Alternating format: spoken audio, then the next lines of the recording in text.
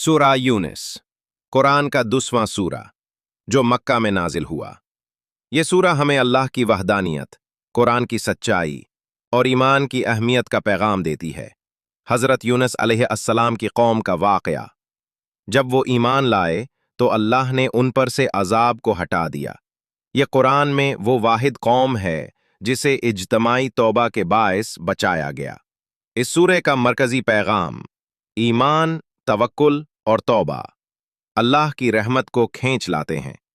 अल्लाह फरमाता है, और अगर तेरा रब चाहता तो रोए जमीन के तमाम लोग ईमान ले आते, तो क्या तुम लोगों पर जबरदस्ती ईमान ठोनस दोगे? सूरा यूनिस आयत 99। अल्लाह जब चाहे माफ कर सकता है। कुरान सिर्फ नसीहत ही नहीं बल्कि दिलों की शिफा है।